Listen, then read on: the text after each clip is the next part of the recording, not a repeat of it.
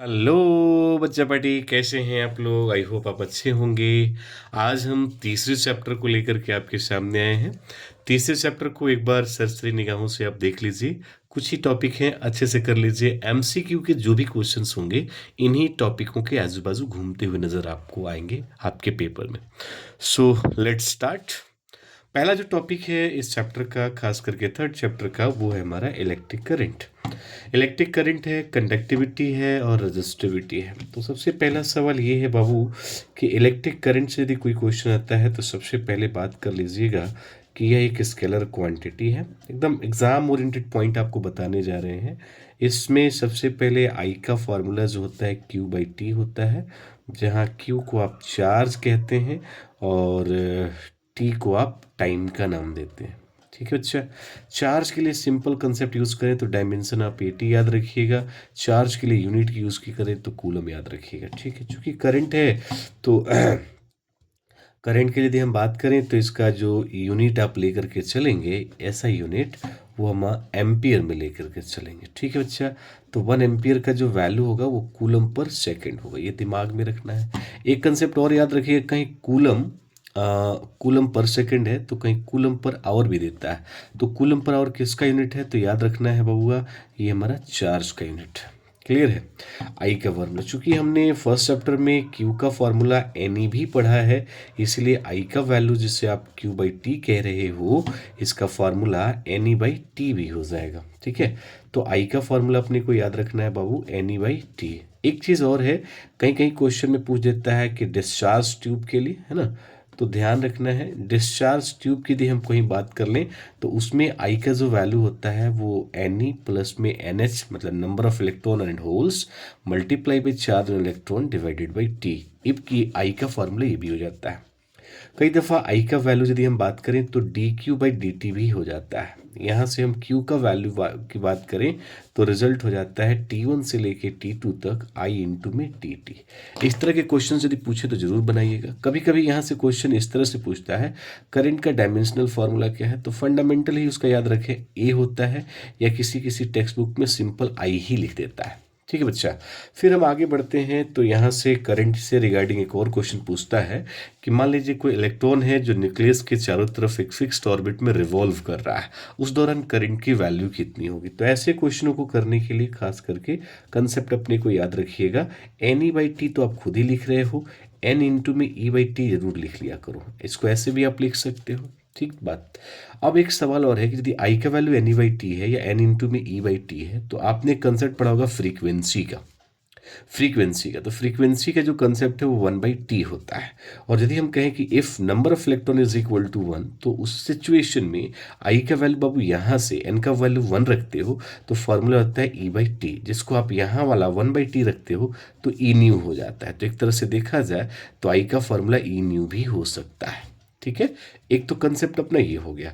दूसरा कंसेप्ट आप ये भी यूज कर सकते हो वहीं पर कि चूंकि आप जान रहे हैं आई का value N E by T होता है, तो टी को कंपेयर करो। हम जानते हैं speed is equal to distance upon में टाइम होता है, तो वहां से टाइम निकालोगे तो डिस्टेंस अपॉन में स्पीड होगा। तो किसी सर्कुलर पाथ पर डिस्टेंस जो है ना उसका सरकमफ्रेंस होता है। ठीक है। डिस्टेंस बाई स्पीड वी लिखा, ऊपर लेकर के जाओगे तो एन ई भी अपॉन में 2 पाई आर होगा। चूंकि अभी अभी आपने कहा कि एन का वैल्यू 1 है, तो ये फॉर्मूला हमारा फर्दर कितना हो जाएगा, ई भी बाई में 2 पाई आर। तो कुल मिलाकर के करंट से सवाल यदि आता है इवन, तो ये सवाल आपके फंस सकते हैं। क्लियर है। एक चीज और है, आपको याद रखना होगा कि मिली एम्पियर जो है 10⁻³ एम्पियर होता है। तो कई दफा सवाल पूछता है तब 1 एम्पियर कितना होगा बाबू, तो इस माइनस को इधर लेकर के जाओगे तो प्लस का 3 मिली एम्पियर हो जाएगा। तो 1 एम्पियर में कितना होता है ये आप बता सकते हो, और 1 ampere is equal to coulomb per second होता है, ये भी आप बता सकते हो। कभी कभी क्वेश्चन में ऐसे पूछता है कि मान लीजिए माइक्रो एम्पियर का वैल्यू हम जानते हैं 10⁻⁻6 एम्पियर होता है। तो बच्चा 1 एम्पियर का वैल्यू कितना होगा, तो प्लस का 6 ये माइनस का 6 है, इधर जाएगा तो 10 का पावर प्लस का 6 माइक्रो एम्पियर हो जाएगा। तो इस तरह के क्वेश्चंस पूछे जा सकते हैं। हालांकि ये सवाल आपका पूछा है तो आप जरूर देख लीजिएगा। क्लियर है। ये हम किसके बारे में भी बात कर रहे थे बाबू, इलेक्ट्रिक करंट। इलेक्ट्रिक करंट के बारे में। अभी किसकी बात करनी है? कंडक्टिविटी। देखिए पेज यदि हम पलटते हैं तो नेक्स्ट टॉपिक स्टार्ट होता है। क्योंकि अभी और इसके बारे में लिखना है तो हम एक नया दूसरा पेज ले लेते हैं, वहाँ से बात हो जाएगी। ठीक है, तो ध्यान से देखिएगा। अब तो इलेक्ट्रिक करंट का कंसेप्ट आप यहाँ से देख लिए। अब यहाँ से कंसेप्ट मान लीजिए कंडक्टिविटी से पूछ दिया, ध्यान से देखना है। कंडक्टिविटी क्वेश्चन है, बहुत सारे क्वेश्चन आपके आते जाएंगे। कंडक्टिविटी की बात करें तो और रेजिस्टिविटी की भी बात करेंगे। ठीक है बाबू, कंडक्टिविटी और साथ में कौन सा? रेजिस्टिविटी। तो कंडक्टिविटी और रेजिस्टिविटी को जानना है तो थोड़ा सा हम कंसेप्ट यूज़ करेंगे। रेजिस्टिविटी का कंसेप्ट कहता है बाबू, रेजिस्टिविटी ये फॉर्मूला होता है आर ए बाई में एल, है ना बच्चा? आर ए बाई में एल, रेजिस्टेंस एम्पियर एरिया, और ये क्या हो जाएगा? लेंथ हो जाएगा। एक तो फॉर्मूला ये हो गया। रेजिस्टेंस का यूनिट हम जानते हैं ओम होता है, एरिया के लिए मीटर स्क्वायर और लेंथ के लिए मीटर होता है। मीटर से काट दोगे तो ओम मीटर हो जाएगा। जो रेजिस्टिविटी है बाबू दिमाग में रखना है कि डिपेंड किस बात पे करती है, तो ये नेचर ऑफ मटेरियल पे डिपेंड करता है। नेचर ऑफ मटेरियल पे डिपेंड करता है, पहली बात। दूसरी बात कि यह टेम्परेचर पे भी डिपेंड करता है। किस बात पे डिपेंड नहीं करता है ये भी जान लीजिए। इंडिपेंडेंट जो होता है, इंडिपेंडेंट जो होता है वो नहीं डिपेंड, किस पे डिपेंड नहीं करता है? तो बाबू एरिया पर डिपेंड नहीं करता है और लेंथ पर डिपेंड नहीं करता है। किसकी बात करते हैं? रेजिस्टिविटी का। क्लियर है? हाँ, रेजिस्टिविटी का डायमेंशन जरूर पूछता है। तो आर ए बाई में एल आप जो कर रहे हो, इस आर का फॉर्मूला ओम के नियम से हम भी is equal to I R जानते हैं। आर का फॉर्मूला भी अपॉन में क्या होता है? आई। अब ये फॉर्मूला हम यहाँ रखते हैं तो भी अपॉन में आई, ठीक है, लेंथ है, एरिया है, भी को भी तोड़ दो तो वर्क डन बाई चार्ज हो जाता है, और करंट ये है और ये हमारा लेंथ हो जाएगा, ऊपर हमारा एरिया। अब सबका डायमेंशन सिंपल लिख दो। वर्क डन का डायमेंशन होता है बाबू ml2 t-2, एरिया का होता है L2, और साथ में और ये क्या है भाई?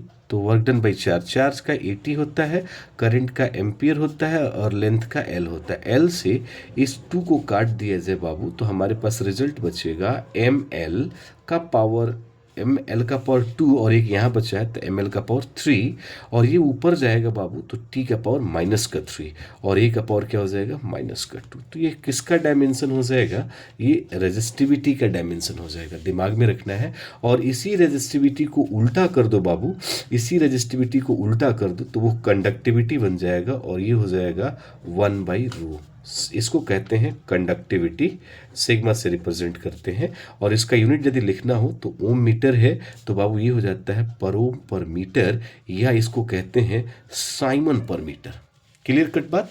और हाँ, एक बात और यहाँ से लिखा जा सकता है बेशक कि कभी कभी कंडक्टेंस भी पूछ लेता है, तो कंडक्टेंस जी से रिप्रेजेंट करते हैं, और जी का रिजल्ट कहता है 1/r, और 1/r करोगे तो 1/ओम होगा, ये जाओगे तो हो जाएगा पर ओम हो जाता है। तो पर ओम को लोग बाग महो लिखता है, यह आप याद रखेंगे। साइमन भी लिखता है, तो इसका यूनिट साइमन भी हो सकता है और महो भी हो सकता है। और इसका कोई डायमेंशन पूछता है तो g इज इक्वल टू, जैसे आपने कहा कि सर 1/r होता है, तो बाबू r का फॉर्मूला आप यहाँ से उठा लो, भी अपॉन में आई, तो भी और आई ऊपर चला जाएगा, और भी का बेसिक फॉर्मूला भी आप तोड़ लो तो work done by charge, charge ऊपर चला जाएगा।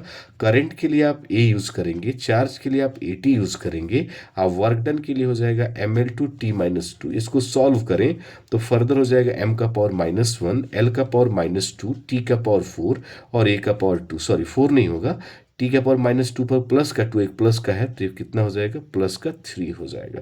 तो ये किसका डायमेंशन हो गया? कंडक्टेंस का।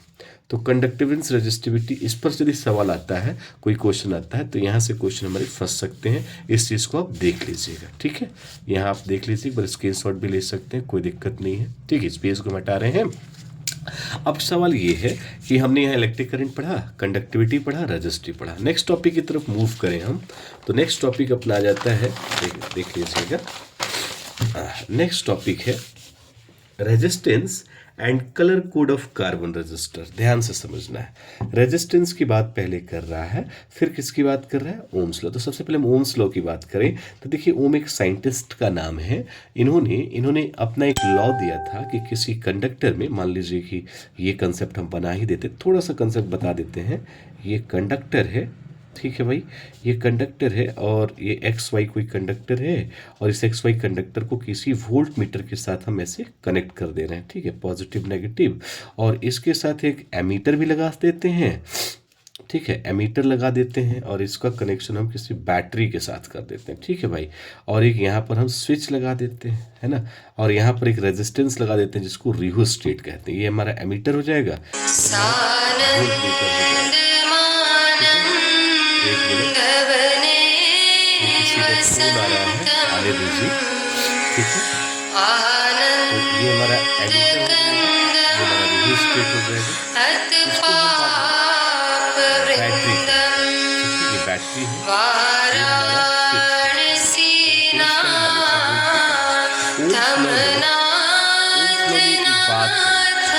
क्या बात कहा था?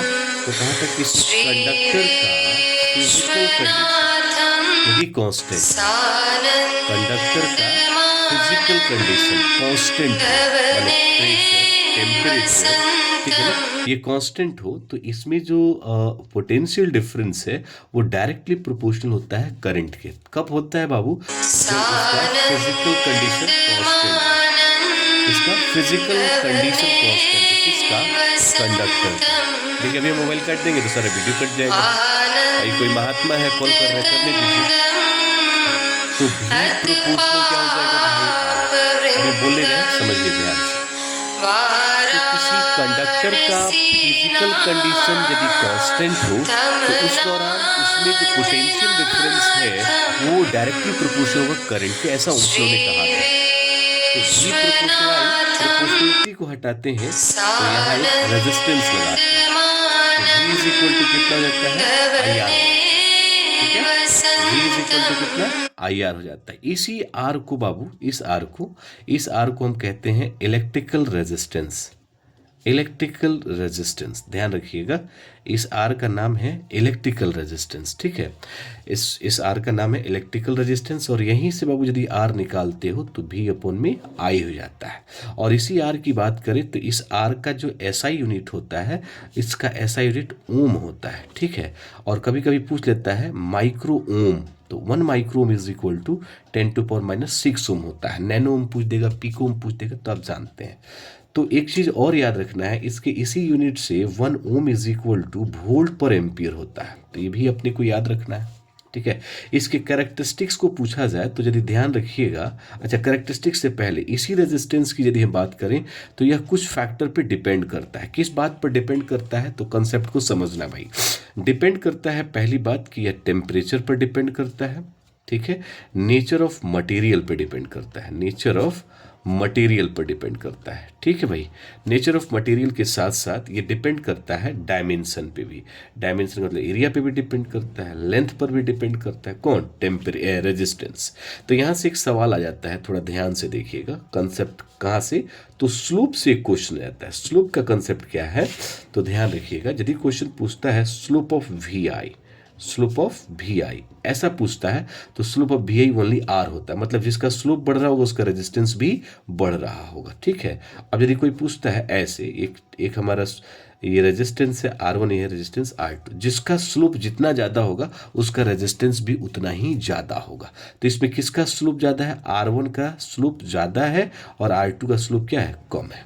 तो स्लोप जिसका ज़्यादा उसका रेजिस्टेंस ज़्यादा। अब यदि क्वेश्चन पूछ दिया जाए कि नहीं स्लोप ऑफ IV का बताइए, तो बाबू IV का जो स्लोप होता है ना वो 1/R होता है, मतलब यदि एक बढ़ेगा तो एक क्या होगा? घटेगा, एक घटेगा तो एक क्या होगा? बढ़ेगा। इस बात का दिमाग में रखना है। जैसे कई दफ़ा ऐसे क्वेश्चन यहाँ से पूछ सकता है कि किसका टेम्परेचर इसमें ज़्यादा है, T1 का कि T2 का। यदि इधर भी लिखा हो और इधर I लिखा हो तो T1 का ज़्यादा है और T2 का क्या है? कम है। यहाँ ध्यान रखिएगा, यहाँ से कंसेप्ट याद रखिएगा। और यदि वही क्वेश्चन I इधर लिख दे, इधर भी लिख दे, तब ऐसे दिया हो तो दिमाग में रखना है T2 ज़्यादा होगा, T1 क्या होगा? कम होगा। ठीक है, तो इस तरह के क्वेश्चंस यदि आपके पूछे जाए रेजिस्टेंस से रिलेटेड, ओम्स लॉ से रिलेटेड, तो आप यहां से जवाब दे सकते हैं। थोड़ा सा हम और आगे बढ़े तो देखिए आगे बढ़ते ही टॉपिक दूसरा आ जाएगा, लेकिन उस टॉपिक को जानने से पहले हम एक दूसरा पेज लगा लेते हैं। ठीक है, दूसरा पेज लगाते हैं, तो दूसरा पेज आप यहाँ से लगा लेते हैं, क्योंकि क्वेश्चन अभी कहाँ से बन रहा है भाई, रेजिस्टेंस से ही बन रहा है ना। तो रेजिस्टेंस से ही क्वेश्चन बन रहा है, तो यहाँ एक कॉन्सेप्ट और हम यूज़ कर लें, क्योंकि आपने खुद बोला कि रेजिस्टेंस जो है भी अपन में आई के बराबर है, और आपने खुद कहा कि रेजिस्टेंस का यूनिट ओम होता है, और 1 ओम इज इक्वल टू क्या होता है बाबू, वोल्ट पर एम्पियर होता है। हाँ, इसके डायमेंशनल फॉर्मूले की बात करें तो आर इज इक्वल टू भी अपन में आई, और भी का कंसेप्ट कहता है वर्क डन बाई चार्ज, और करंट लिख दे। इसका डायमेंशन लिखें हम तो होता है ml/t-2, चार्ज के लिए बाबू AT और करंट के लिए एम्पियर। इसको फर्दर सॉल्व करें तो हो जाता है ml/t-3 A-2। तो कुल मिलाकर के रेजिस्टेंस का जो डायमेंशनल फॉर्मूला होगा उसे आप एकदम याद कर लीजिएगा, ml/t-3 A⁻²। ये रेजिस्टेंस का है। हाँ, यहाँ से क्वेश्चन ये पूछ लेता है कि RC का डायमेंशन कितना है। यदि C कैपेसिटर है तो याद रखिएगा उसका डायमेंशन T होता है। ठीक है ना, आरसी का पूछ लेते हो, कंसेप्ट याद रखना है। अब जैसे ही रेजिस्टेंस हो जाता है, तो चूंकि आपने कहा कि रेजिस्टेंस टेम्परेचर पर डिपेंड करता है ना, रेजिस्टेंस जो है, ध्यान दे देना है, रेजिस्टेंस जो है डिपेंड करता है, डिपेंड्स ऑन टेम्परेचर। तो यदि डिपेंड्स ऑन टेम्परेचर, यदि टेम्परेचर पे डिपेंड करता है, तो एक कंसेप्ट उसका याद रखिएगा कि R इज इक्वल टू, एक फॉर्मूला होता है R0 1 + अल्फा इंटू में डेल्टा टी। एक फॉर्मूला अपने को याद रख लेना है। इसी फॉर्मूला को तोड़ा जाए तो हो जाता है R माइनस में R0 बाई में R0 इंटू में delta T is equal to alpha. ठीक है भाई, अब ये जो R0, ये जो अल्फा है ना बाबू, इसको बोलते हैं टेम्परेचर कोफिशिएंट, टेम्परेचर कोएफिशिएंट है ना, टेम्परेचर कोएफिशिएंट। और ये जो कंसेप्ट है इसका यूनिट हम लिखते हैं या तो डिग्री पर सेल्सियस या पर केल्विन, भी अपने को याद करके चलना है। इस अल्फा का जो वैल्यू है भाई मेटल के लिए, ध्यान रखिएगा, मेटल के लिए इसकी वैल्यू पॉजिटिव होती है। इसी अल्फा का वैल्यू यदि हम इंसुलेटर की बात करते हैं तो इंसुलेटर के लिए वैल्यू नेगेटिव हो जाता है। और यही वैल्यू हम सेमी कंडक्टर की बात करें बाबू, ध्यान रखिएगा, सेमी कंडक्टर उसके लिए भी नेगेटिव होता है। लेकिन वही अल्फा यदि किसी एलॉय के लिए हो जाए तो उसके लिए हम कह सकते हैं कि वेरी वेरी स्मॉल होता है। ठीक है भाई, यहाँ से भी क्वेश्चंस आने के चांसेस हमारे रेजिस्टेंस के बनते हैं। और सिमिलरली ये कंसेप्ट आप रेजिस्टिविटी के साथ भी दिखा सकते हो, रेजिस्टिविटी ρ0 1 + अल्फा इंटू में डेल्टा टी, और यहाँ से भी अल्फा निकालोगे तो वही हो जाएगा रो माइनस में ρ0 फिर ρ0 इंटू में डेल्टा टी। डेल्टा टी को हम बाबू बोलते हैं change in temperature, change in temperature. तो यहां से भी कंसेप्ट आप यूज कर सकते हैं। किसकी बात हम कर रहे थे, रेजिस्टेंस का। क्लियर है, फिर हम थोड़ा सा आगे बढ़ते हैं। आगे बढ़ते हैं, सारा कंसेप्ट आपने देख ही लिया। नेक्स्ट टॉपिक की बात करते हैं, और वो टॉपिक होता है हमारा resistance in series and parallel. ठीक है, रेजिस्टेंस सीरीज में तो थोड़ा सा ध्यान से देखिएगा कि यदि हम बात करें इसके दोनों पैटर्नों की, खास करके पहला पैटर्न कहता है सीरीज की बात करें तो सीरीज में ध्यान रखिएगा, सीरीज में करंट का जो वैल्यू है वो सेम होता है। ठीक है, आज जो पोटेंशियल डिफरेंस जो होता है ना बाबू, वो हमारा डिफरेंट होता है। और तब यहाँ पर हम R इक्विवेलेंट की वैल्यू की बात करें तो ऐसे सिचुएशन में R1 + R2 + R3 होता है। ठीक है ना, दिखाई नहीं दे रहा था, सॉरी। हाँ, अब देखिएगा थोड़ा सा। ठीक है, करंट का वैल्यू सेम होगा सीरीज में, पोटेंशियल डिफरेंस डिफरेंट होगा, और इक्विवेलेंट जो रेजिस्टेंस होगा हमारा कुछ इस तरह का। बहुत सारे रेजिस्टर यदि सीरीज में कनेक्टेड हो और सभी रेजिस्टेंस हमारे डिफरेंट डिफरेंट हो, तो उसका फॉर्मूला हम चाहें तो डॉट डॉट करके कहाँ तक लिख सकते हैं, Rn तक लिख सकते हैं। हाँ, इसमें एक और अच्छी बात कहते हैं कि फॉर n आइडेंटिकल, जैसे हमने कैपेसिटर में दिखाया था, n आइडेंटिकल रेजिस्टर हो तो ऐसे सिचुएशन में आरमेक्स का जो वैल्यू है बाबू NR याद रखिएगा। क्लियर है, एक कंसेप्ट तो ये हो गया। दूसरा कंसेप्ट इसके पैरेलल होने का है, तो ध्यान से देखना, इसको भी पैरेलल कॉम्बिनेशन की बात करें तो इसमें करंट का वैल्यू बाबू डिफरेंट होता है और पोटेंशियल डिफरेंस का वैल्यू सेम होता है। थोड़ा सा उल्टा कंसेप्ट हम लेकर के इसमें चलते हैं, तब इसमें जो आर इक्विवेलेंट का वैल्यू होगा पैरेलली, ये हो जाएगा 1/R1 + 1/R2। और बहुत सारे रिजल्ट हो हमारे पास, बहुत सारे रेजिस्टर हो और सभी डिफरेंट हो और पैरेलली कनेक्टेड हो, तो उनका फॉर्मूला जो हो जाता है 1/R1 + 1/R2।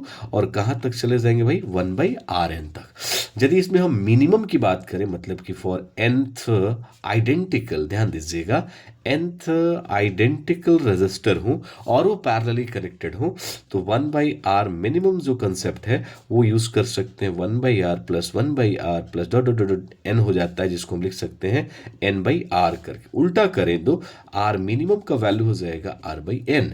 एक कंसेप्ट ये याद रखना है और दूसरा कंसेप्ट ये याद रखना है। तो यहाँ से एक सवाल आता है कि तब हमको आर मैक्स और आर मिनिमम का वैल्यू बताए, तो आर मैक्स का कंसेप्ट कहता है एन आर और इसका वैल्यू होता है R/n। आर से आर कट जाता है तो रिजल्ट मस्ट बी n² हो जाएगा। और यहाँ से यदि हम कहें कि आर मैक्स और आर मिनिमम का यदि रेशियो देखा जाए तो n² 1 होता है। तो रजिस्टर पर कुछ सवाल ऐसे आते हैं। हाँ, यहाँ से क्वेश्चन जो होते हैं वो प्रैक्टिस पर बेस्ड होता है, तो उसको आप जितना ज़्यादा करेंगे उतना आपके लिए प्लस पॉइंट होगा। कुछ रजिस्टर ऐसे हो जाते हैं, छोटे छोटे क्वेश्चंस इसके ऊपर आ जाते हैं ना। इस तरह के रेजिस्टेंस सबकी वैल्यू दे रखी होगी, उस पर कर लीजिए। जो क्लास में हमने आपको खूब कराया होगा वहाँ से आप कर लीजिए। तो चूंकि इस पर प्रैक्टिस मायने रखता है, तो इसमें किसी एक क्वेश्चन को कराना इस संभव नहीं। बहुत सारे ऐसे क्वेश्चन बन सकते हैं ना।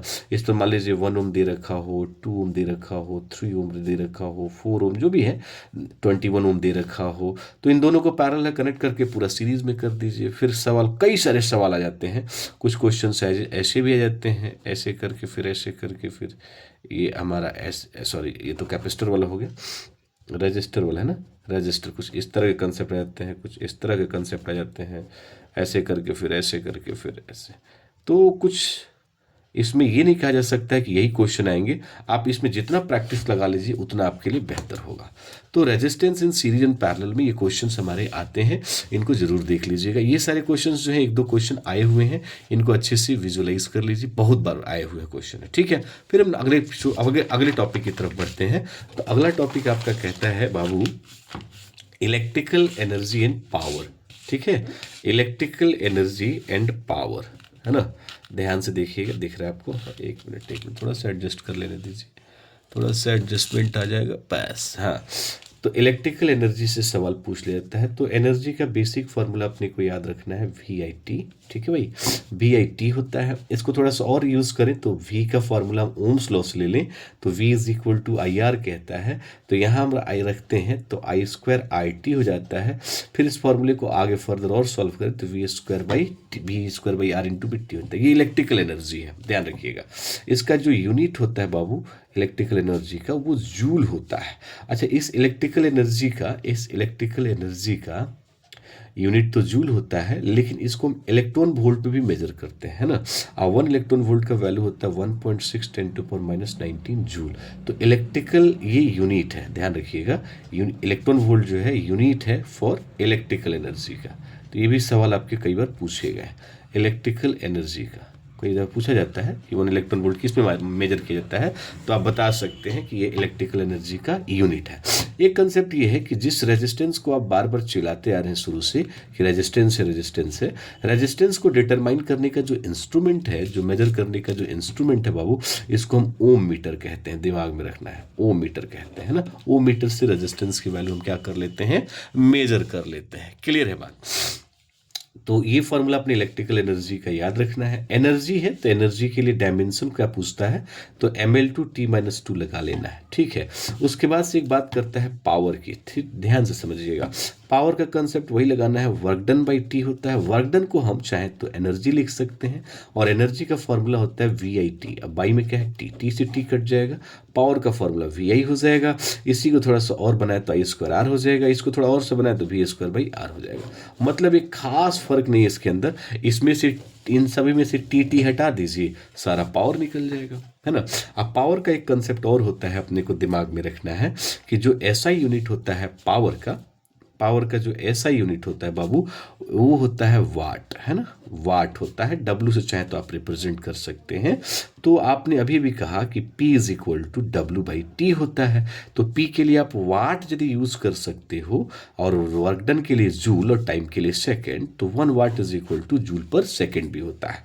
दूसरा कंसेप्ट, इसके यूनिट नहीं डायमेंशन की बात करते हैं, तो वर्क डन का डायमेंशन होता है ml/t-2 और टाइम का t। इसको फर्दर सॉल्व करें तो ml/t-3 हो जाता है। तो कुछ इस तरह के भी कंसेप्ट आप चाहें तो यूज कर सकते हैं। क्लियर है बात? तो ये हम किसके बारे में बात करें? वर्क डन की बात करें। थोड़ा सा और आगे जाते हैं तो एक इसमें कंसेप्ट है, ध्यान रखिएगा, प्रैक्टिकल यूनिट पावर का।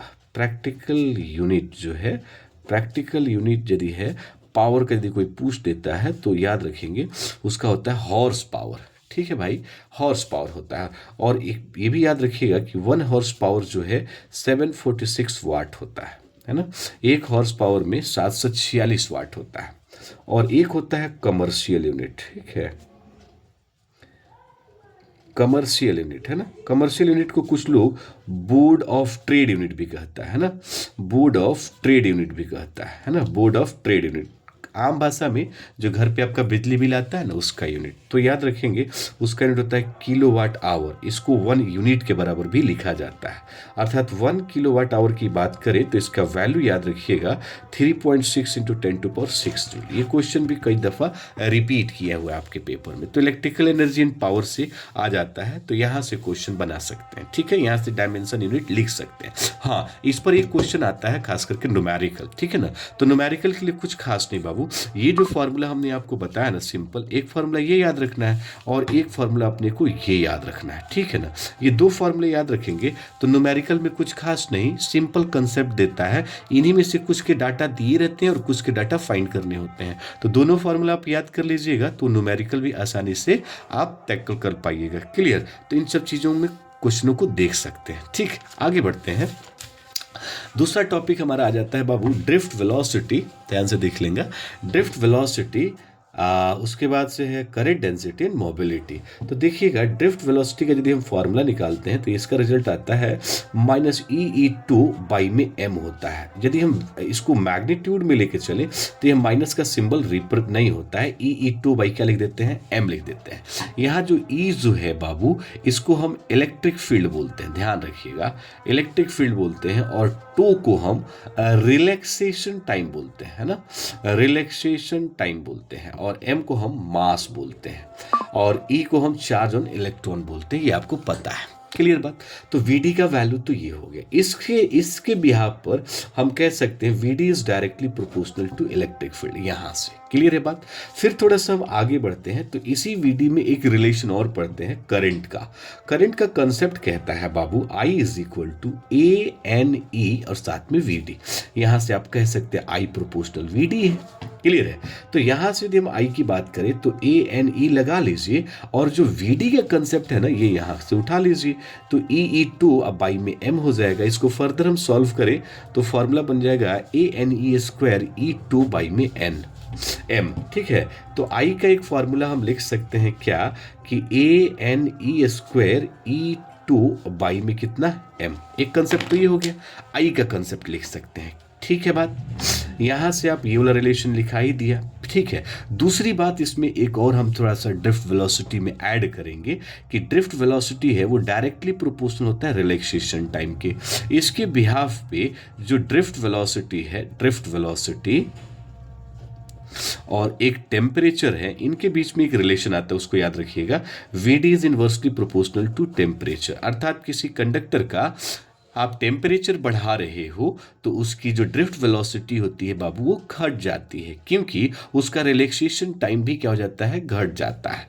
तो इनके बीच में एक रिलेशन कुछ इस तरह का भी होता है, उनको याद रखिएगा। एक और कंसेप्ट है अपने को याद रखना है कि अभी पहले करंट डेंसिटी पढ़ लें। करंट डेंसिटी का कंसेप्ट भी जान लीजिए इसके अंदर, करंट डेंसिटी, है ना, करंट डेंसिटी।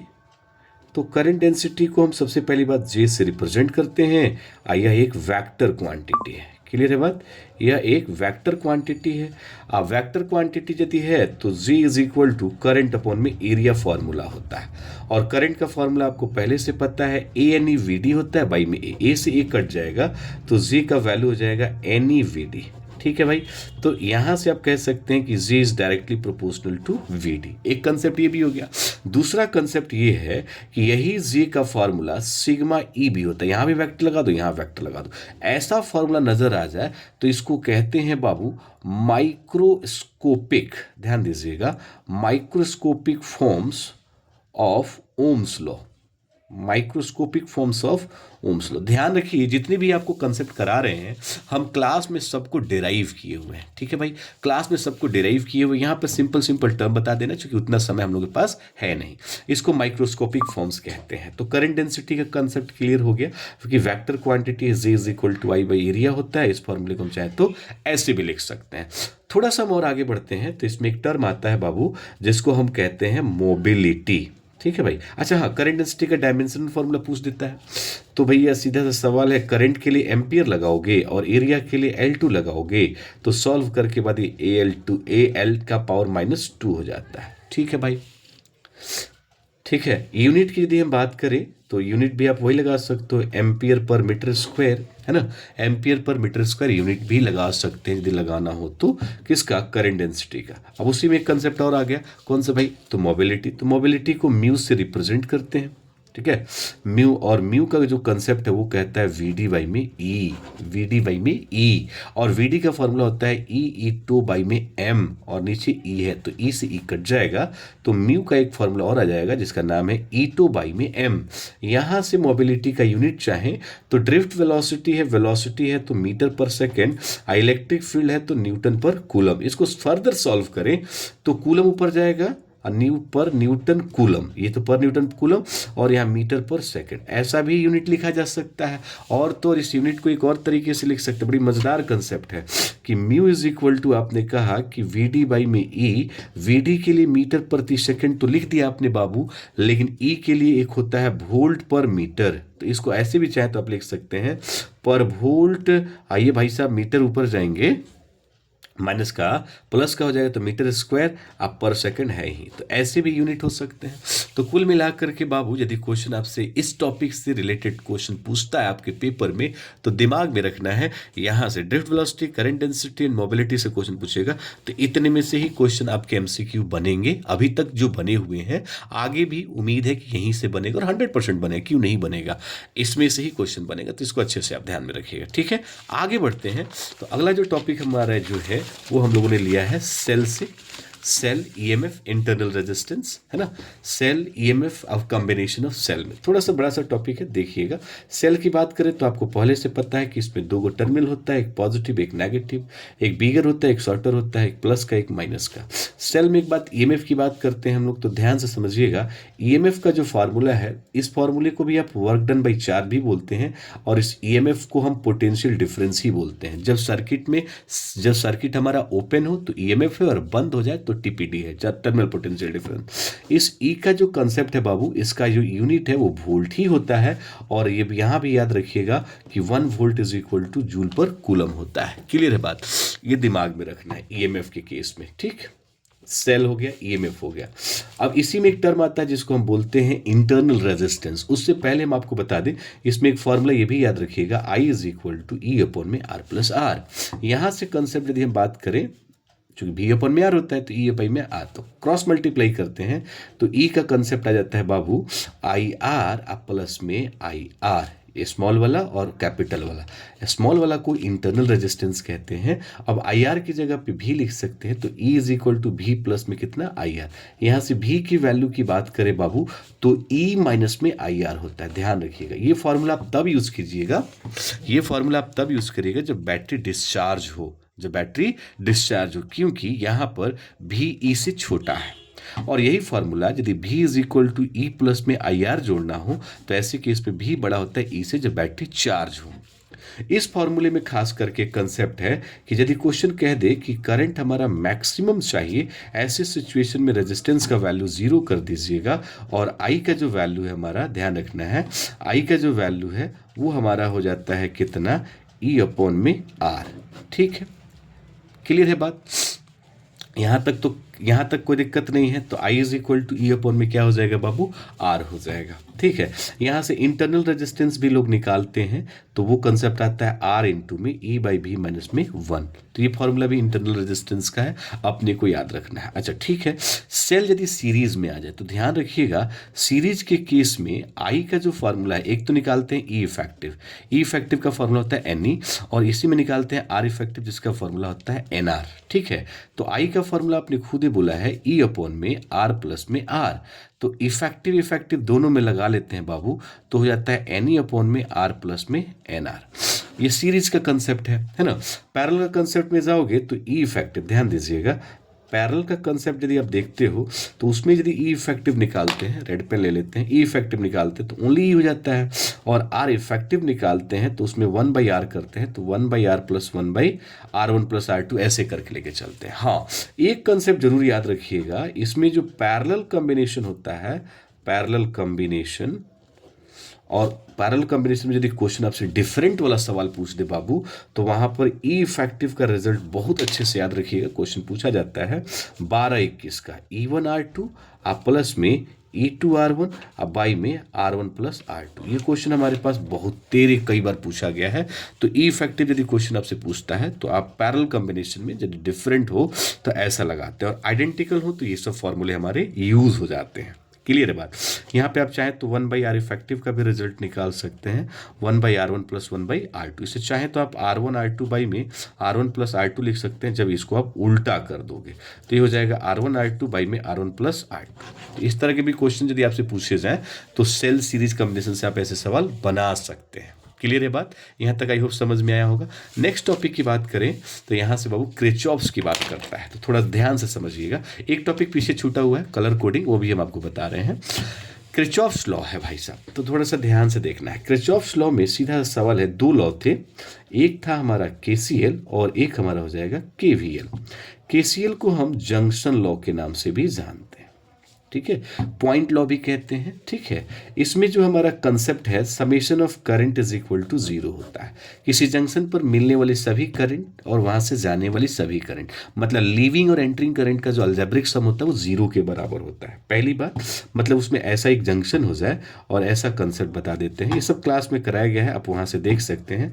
हम इसमें सिर्फ और सिर्फ आपको पॉइंट बता देंगे, ठीक है ना, थोड़ा सा जो मेन पॉइंट है वो बता देंगे जो आपके एमसीक्यू में आएगा। करंट आ रहा है, करंट जा रहा है, करंट आपका आएगा भी और करंट यहाँ से जाएगा भी, तो कुछ करंट आएंगे और कुछ करंट जाएंगे। तो जो एंटरिंग करंट होगा उसके लिए आप साइन पॉजिटिव लेके चलेंगे, और जो करंट जंक्शन को लीव करेगा उसके लिए साइन हम नेगेटिव लेके चलेंगे। तो उन सबका अलजेब्रिक सम कितने के बराबर हो जाएगा? 0। और जो केसीएल है बाबू, याद रखना है, केसीएल जो है वो बेस्ड होता है, based on law of conservation of charge, law of conservation of charge. यहां से सवाल खूब आया है, ध्यान रखिएगा कि केसीएल जो है किस लॉ पर बेस्ड होता है, तो अपने को याद रखना है केसीएल जो है law of conservation of charge पर बेस्ड होता है। और वहीं सवाल आ जाइए आप केवीएल पे, तो इसमें कहता है समेशन ऑफ ईएमएफ और टर्मिनल पोटेंशियल डिफरेंस, इनका सम कितने के बराबर होता है? 0 के बराबर होता है। इसको हम लूप लॉ भी कहते हैं, लूप लॉ कहेंगे, इसको हम मेस लॉ भी कहते हैं। एक और अच्छी बात कि ये जो केवीएल जो है वो डिपेंड करता है या बेस्ड है law of conservation of energy पर, ठीक है। तो ध्यान रखिए केवीएल जो है एनर्जी पर बेस्ड होता है, और जो आपका केसीएल जो है वो आपका law of conservation of charge पे डिपेंड करता है। इसी में एक कंसेप्ट आता है व्हीटस्टोन ब्रिज का, तो दिमाग में रखना है व्हीटस्टोन ब्रिज जो है बाबू ये बैलेंस्ड ब्रिज पे काम करता है, बैलेंस्ड ब्रिज पर काम करता है। बैलेंस्ड ब्रिज का मतलब होता है जिसमें गैल्वेनोमीटर के द्वारा करंट की वैल्यू कितनी हो जाए? 0, और तब ये होता है P/Q is equal to R/S, और यहां से बाबू हमको S निकालना हो तो Q/P मल्टीप्लाई बाई R निकालते हैं, है कि नहीं है। तो बैलेंस ब्रिज पे वर्क करेगा, प्रिंसिपल इसका है, और फॉर्मूले में हम ऐसे देंगे। इसमें होता क्या है कि 4 रजिस्टर दिए रहते हैं, 3 की वैल्यू दी होती है और 1 की वैल्यू हमको डिटरमाइन करना है। तो कई दफ़ा क्वेश्चन पूछता है कि व्हीटस्टोन ब्रिज का हम यूज़ किस लिए करते हैं। तो याद रखिएगा, इसमें हम बात करेंगे रेजिस्टेंस की वैल्यू को, अननोन रेजिस्टेंस की वैल्यू को डिटरमाइन करना हो तो हमको व्हीटस्टोन ब्रिज का सहारा लेना पड़ता है। कई टेक्स्ट बुक में ये भी लिखा है कि ये हम हॉट वायर की रेजिस्टेंस, कोल्ड वायर, तो ये सब याद रखेंगे। कोई भी रेजिस्टेंस हो, हॉट हो या कोल्ड हो, उनकी वैल्यू को डिटरमाइन करना हो तो हम व्हीटस्टोन ब्रिज का यूज करते हैं। क्लियर। नेक्स्ट एक और कंसेप्ट है जो छूट रहा था, उस टॉपिक पर भी थोड़ा सा हम लोग विचार कर लें, और वो टॉपिक है बाबू colour code of carbon register. ठीक है, COLOUR, colour code of carbon register. यहां से सवाल खूब आता है, कार्बन रजिस्टर क्या करना है इसमें। Colour code of carbon register में, colour code of carbon register, इसमें आपको थोड़ा सा कंसेप्ट बता दें।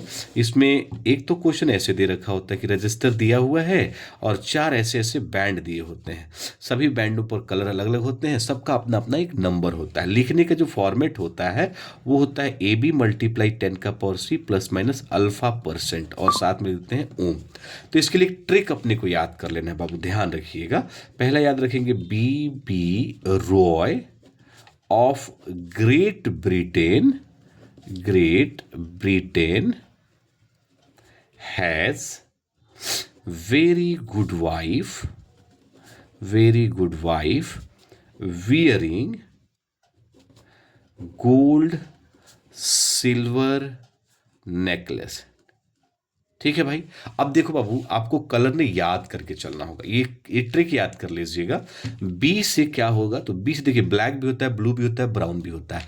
तो आपको ना क्या करना है, अपने सर की कसम खानी है। सर पर होते हैं बाल, और बाल होता है ब्लैक। अब इसमें थेथरलॉजी मत यूज कीजिएगा कि नहीं सर ब्राउन भी होता है ना, वो थेथरलॉजी है। तो पहले ना ब्लैक से यूज कीजिएगा। तो पहला जो नंबर मिला है बाबू ब्लैक, अब ब्लैक को नंबर जो मिला है वो है 0। ठीक है ना। ब्लैक के बाद है ब्राउन, ब्राउन को मिला है 1। ठीक है ना, ब्राउन 1। उसके बाद रेड, उसके बाद ऑरेंज, ऑरेंज के बाद येलो। नंबर एक बार हम बता देते हैं, पहले देख लीजिए। Black, brown, red, orange, yellow, green, blue, violet, grey, white, और एक होता है गोल्ड। गोल्ड के लिए 5%, सिल्वर के लिए 10%, और कोई कलर नहीं हो उसके लिए मिलता है 20%। 5% हो गया गोल्ड के लिए, सिल्वर के लिए 10%, अब कोई कलर नहीं दे रखा हो तो उसके लिए 20%। नंबर बता देते हैं, 0, 1, ये हो गया 2, 3, 4, इसके लिए 5, इसके लिए 6, इसके लिए 7, इसके लिए 8, इसके लिए 9। ठीक है भाई। तो ब्लैक को 0 मिला है, ब्राउन को 1 मिला है, रेड को 2 मिला है, ऑरेंज को 3 मिला है, येलो के लिए 4 मिला है, ग्रीन के लिए 5 मिला है, ब्लू के लिए 6 मिला है, वायलेट के लिए 7, ग्रे के लिए 8 और व्हाइट के लिए 9। गोल्ड लिखा हो तो 5%, सिल्वर मिला हो तो 10%, और नो कलर लिखा हो तो 20%। तो बिहार बोर्ड में खास करके देखा गया है कि क्वेश्चन इसमें से क्या आता है बाबू, कहता है कि रेड कलर में कौन सा कलर, रेड कलर के लिए कौन सा नंबर होता है। तो रेड कलर के लिए कौन सा नंबर होगा, 2। तो आपने एक ट्रिक याद कर लीजिएगा, ये BB Roy of great Britain has very good wife wearing gold silver necklace. यदि ये आपको आता होगा तो यहां से 1-2 क्वेश्चन आपके जरूर आ जाएंगे बाबू। ब्लैक, फिर से रिपीट कर दें, black, brown, red, orange, yellow, green, blue, violet, green, white, है ना, सॉरी ग्रीन यहाँ है, ये ग्रे है, ये वाइट है, गोल्ड बोले तो 5%, ये सब टॉलरेंस है, सिल्वर है, कोई कलर ना दिया तो 20%। तो बिहार बोर्ड में सवाल पूछता है कि ग्रीन के लिए बताइए कौन सा नंबर है, तो ग्रीन के लिए कौन सा नंबर है 5, ब्लू के लिए कौन सा है तो 6, रेड के लिए कौन सा है तो 2, येलो के लिए पूछे तो कौन सा 4। तो नंबर खाली पूछता है, फॉर्मूला ऐसे आ जाता है। क्वेश्चन कैसे आ जाएगा, ऐसे मान लीजिए क्वेश्चन पूछ दे, 1 कलर, 2 कलर, 3 कलर, 4 कलर। पहले कलर पे मान लीजिए रेड लिखा है, दूसरे कलर पर ब्लू लिखा है, और तीसरे नंबर पर येलो लिखा है, और चौथे कलर पर सिल्वर लिखा है। तो करना क्या है, तो रेड कितने नंबर पे है, तो रेड 2 नंबर पे है तो 2 लिख दीजिए। ब्लू कितने नंबर पे है, तो ब्लू भाई 6 नंबर पे तो 6 लिख दीजिए। और येलो कितने नंबर पे है, येलो है 4 नंबर पे तो 10 का पावर 4 कर दीजिए। और सिल्वर क्या है भाई, तो सिल्वर के लिए हम 10% दिए हैं तो प्लस माइनस 10% है, चूंकि रेजिस्टेंस लगा रहे हैं तो ओम लिख दीजिए और ये रेजिस्टेंस का ये वैल्यू हो जाता है। आई होप आपको समझ में आया होगा। So happy ending of this third chapter. Thank you.